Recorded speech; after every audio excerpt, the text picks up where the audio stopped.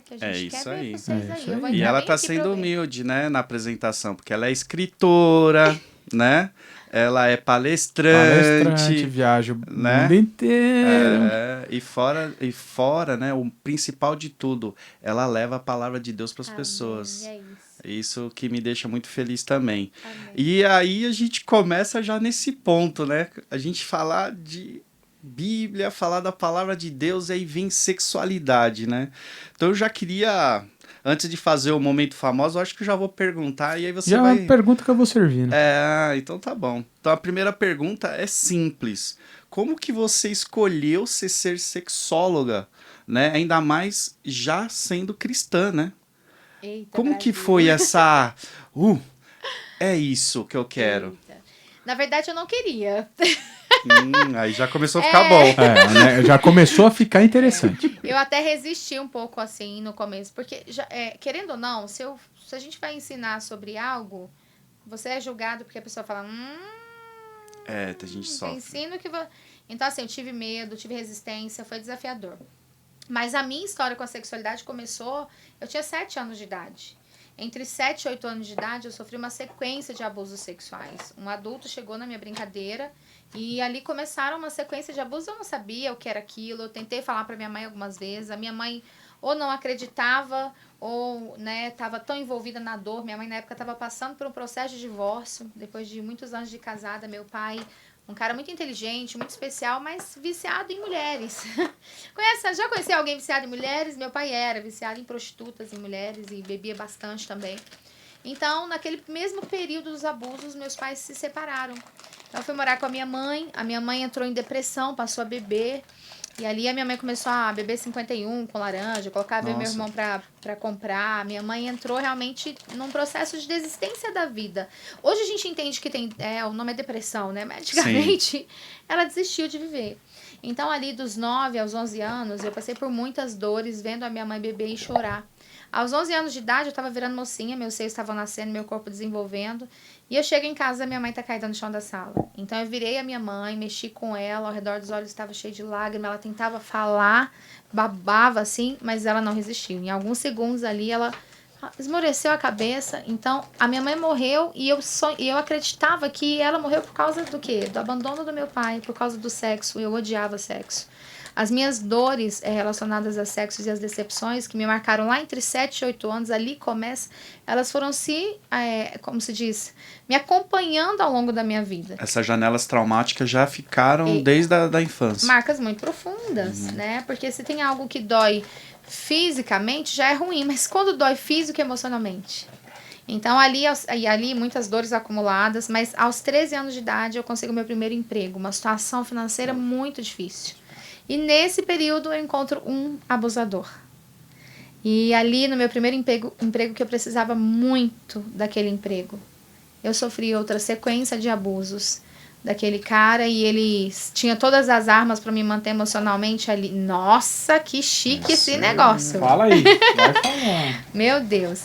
Enfim, essas dores se acumulavam dos 13 aos 15 anos eu passei por várias coisas. Então você teve uma nova experiência também ruim depois dos 13. Também de abusos sexuais, né? Pra você ter uma noção, quanto era cumulativa essas dores sexuais, que aos 15 eu engravido, aos 16 eu me torno mãe da minha filha, que vai fazer 20 anos sexta-feira. Ah, que bênção. Princesinha da mamãe. Deve estar com a gente aí, um abraço. Tadeu conhece ela, ele é muito querida. É muito uma querida. figura. E daí, enfim, aos 17 anos eu conheço Jesus, né? Eu conheço um homem que cumpre promessas, eu conheço um homem que preenchia a minha alma sem tocar em um fio de cabelo.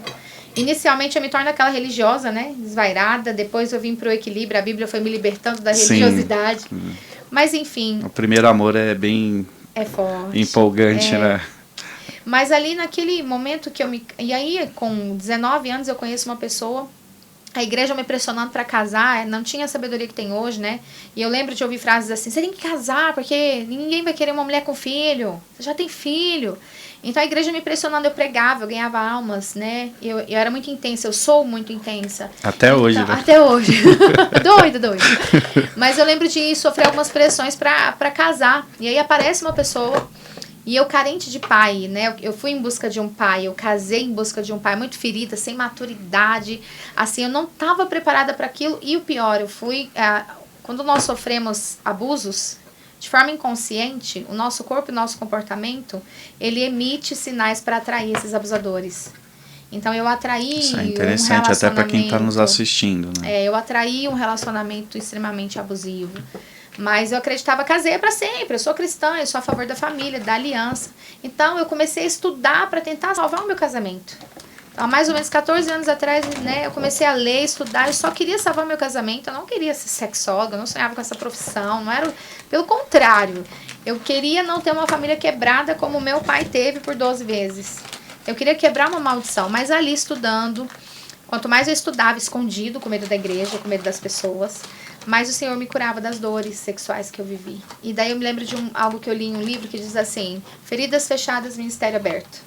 E ali eu comecei a ver, e eu me lembro de Deus trazer pessoas para falar de sexo comigo. Eu falava, mas como assim que essa pessoa fala de sexo? O teu testemunho ia transformar muita gente. E sem as pessoas saberem que eu estava estudando e lendo sobre aquilo, as pessoas vinham me confessar, assim, pecados, vícios, pedir ajuda. E aí Deus foi, né, me cobrando. Isso antes de você escolher toda essa tua estrutura profissional. Bem antes. Bem antes. Porque eu sempre, desde que eu me converti, eu sempre ministrei, então depois eu me tornei líder, atendi em gabinete. Então todo esse processo foi me preparando, eu não sabia, eu não planejei isso. Eu me lembro que quando eu decidi fazer a formação em sexóloga, eu não tinha condições financeiras. E eu não tive apoio. Então foi tudo muito bem difícil. Eu não sou uma coitada, não sou vítima das minhas dores, não, eu sou curada e bem resolvida. Mas foi muito difícil, assim. Eu lembro de juntar moedas para ter o dinheiro do almoço, assim. Foi bem difícil. Mas hoje é inspiração, né? Amém. Mas é isso. Então, assim, eu posso dizer com muita humildade. Eu não sei todas as coisas, eu tenho muito que aprender. Eu estudo até hoje, estudo muito, né? Mas eu comecei a estudar a sexualidade mesmo com a intenção inicial de me curar. E aí eu entendi que era uma dor social, né? A maioria das mulheres não tem instrução. E muitos casos, não são poucos, né?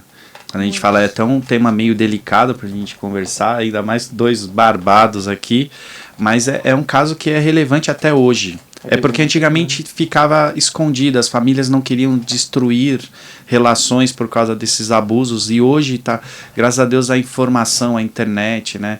Pessoas como você abrindo, né, a mente delas, abrindo o coração e dando coragem para que elas possam também denunciar isso, porque a gente percebe que vem uma tendência muito forte depois da década de 90 desses abusos, né? Pioraram.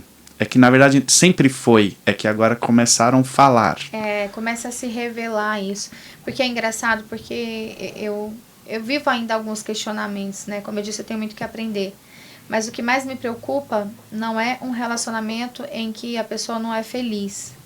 Mas é um relacionamento onde a pessoa está sendo morta todos os dias um pouquinho. Né? E tem tratamento? Tem. Mas ambos têm que querer.